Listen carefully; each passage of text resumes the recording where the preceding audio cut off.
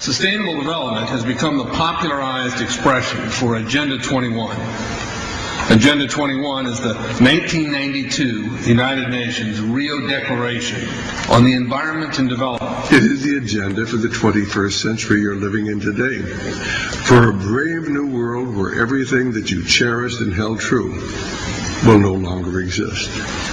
Agenda 21 defines itself as the comprehensive plan of action to be taken globally, nationally, and locally by organizations of the United Nations systems. It also elevates nature above man. And it contains something called the precautionary principle, where basically you're guilty until you're proven innocent. Sustainable development is the philosophy designed to bring human beings across the globe under the full control of a narrow human elite. It's a 40-chapter document to basically control the world. It's based entirely on socialist control mechanisms. Sustainable developers have designed a global movement coordinated through a global to local action plan to create world government in accordance with certain objectives. These objectives include an end to national sovereignty, the abolition of private property, the restructure of the family unit, and increasing limitations and restrictions on mobility and individual opportunity. The green goal includes the listings of what's not sustainable. A couple of the examples include private property. 728 lists fossil fuels. Golf courses and ski lodges are not. Consumerism. Irrigation is not sustainable. Paved roads. Commercial agriculture. Herbicides, pesticides. Elsewhere, it lists farmlands, pastures, grazing of livestock. And the family unit. The focus of sustainable development is the abolition of private property, societal undermining of the family, and abandonment of the constitutional protection of unalienable rights as described in the Declaration of Independence. You see, I sat on the Santa Cruz Agenda 21 committees. Now, this was a lot of crazy ideas. This was back in the mid-90s. Crazy ideas I heard. Mother Earth's surface wasn't to be scratched. Human beings were to be concentrated into human settlement zones. Educational systems were to focus on the environment as the central organizing principle. All aspects of life were covered. Well, I went to these committees at the request of some people who told me that I needed to understand what was going on, and I came back and I said, this is craziness. This is so silly. It has no chance of having any effect on our society. Well, I was wrong. The United States government's support for sustainable development, Agenda 21, is very clear. In 1992, while the Rio Conference was going on, George Bush, then president, was there where he executed the Agenda 21 protocols on behalf of the United States and brought it back to Washington, D.C. Within a year, Bill Clinton, by executive order, no congressional review, established the President's Council for Sustainable Development. In Santa Cruz, we've got a 2-lane freeway system. We need 4. But what we're getting is hundreds of millions of dollars of federal money to take a dilapidated rail line that Southern Pacific wants to put in the hands of somebody else so that a commuter line can be built along the railroad track. That'll be followed by 14-story buildings where people will live and stack them and pack them units, where developers, or so-called sustainable developers, will build these high-rises with federal dollars. In fact, Santa Cruz has received a $300 million federal grant to build the first 3,000 of these stack and pack them units.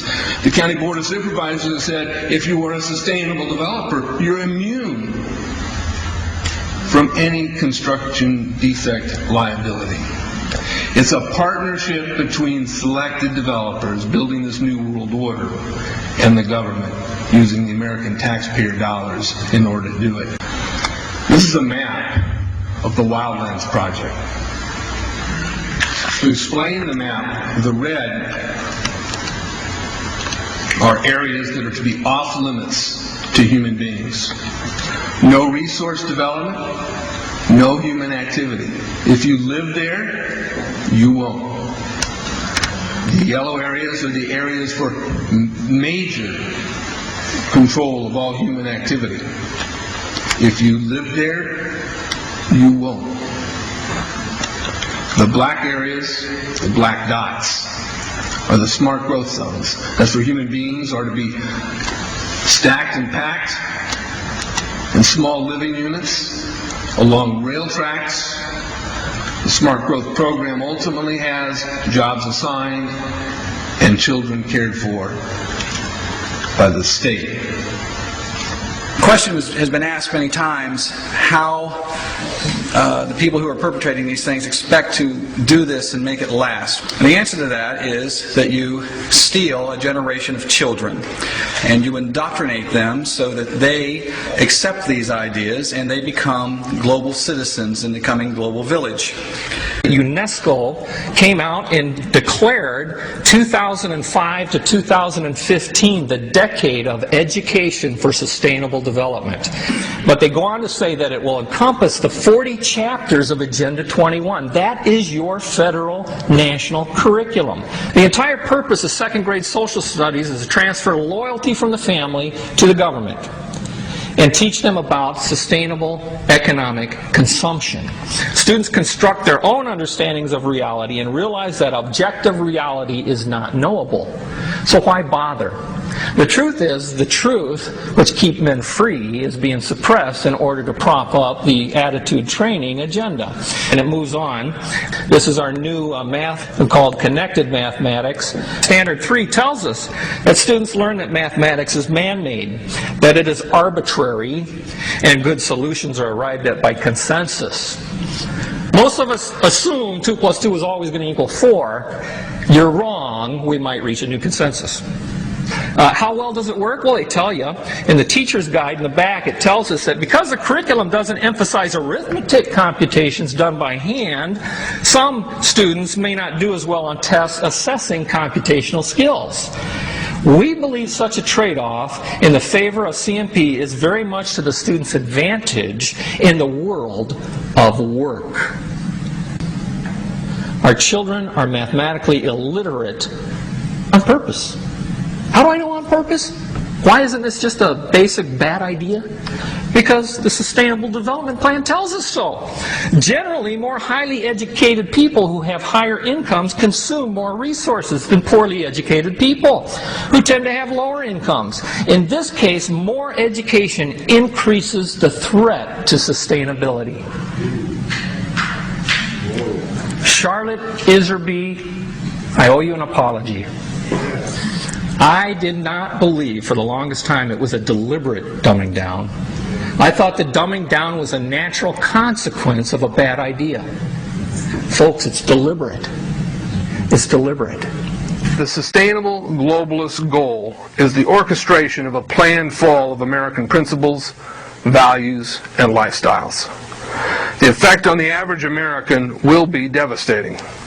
With modernizing technology, the ordinary person will live without independence, privacy, or substantive rights.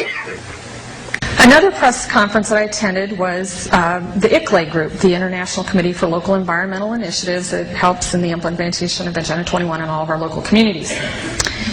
And one of the speakers was a Harvey Reuven, who happens to be the vice chair of ICLE. And I asked him about the correlative rights that Americans derive from the United States Constitution and the Bill of Rights. And that, of course, is your individual liberties, your private property, your freedom of speech. I asked about it clashing with Agenda 21. And you know what his response was? Individual rights must take a back seat to the collective